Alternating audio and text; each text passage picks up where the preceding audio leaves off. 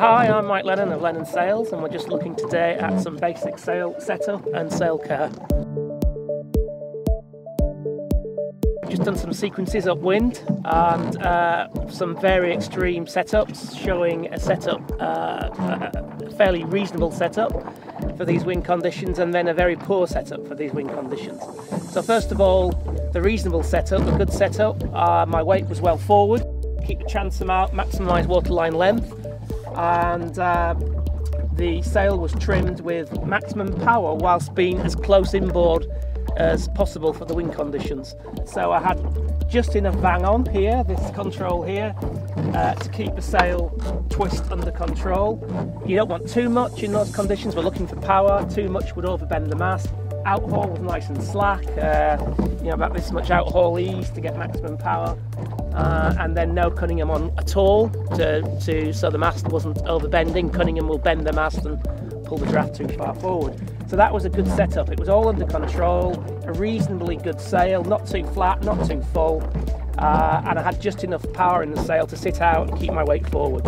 Then we went into a sequence of poor setup really. We had no vang on, the vang was all the way off, we had nothing at all. The boom could do whatever it liked. The boom was way up off the deck. The leech was over twisted, so we didn't have maximum power. The leech was open, so we didn't have any ability to point. The leech needs to be tight to enable the boat to point into the wind. I'll just pull the vang back on to stop the sail flapping. And so that was the poor setup. The problem with that setup is you would never have enough power, the boat wouldn't feel responsive, and you really wouldn't have a good feel about how to sail the boat well. We then went into a tacking sequence with the boat set up properly, with the vang on, with the boom under control and limited twist.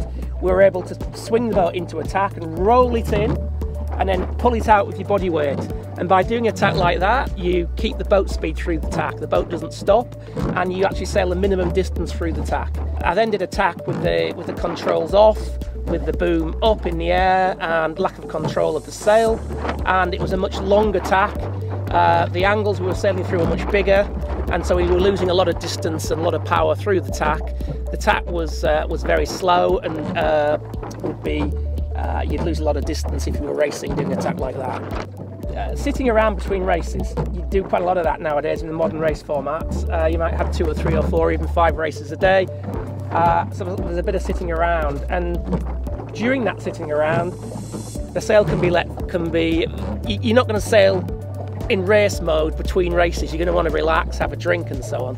So you need to just be able to let the sail out like we are now, so the boat can be relaxed. But the key is not to let the sail flog. To do that, it's as simple as just applying a little bit of vang, and the sail is no longer flapping around. You can sit and relax. Pull the outhaul on hard as well. Upwind in a laser, you wouldn't have this much outhaul on, you'd have it slack, but by pulling it on tight, again you reduce the flogging just between races. So the more vang you pull on, the less the sail's going to flog, the better it is for the sail. So this is just sail care. Doing that will make your sail last longer, it'll cost you less money to be competitive.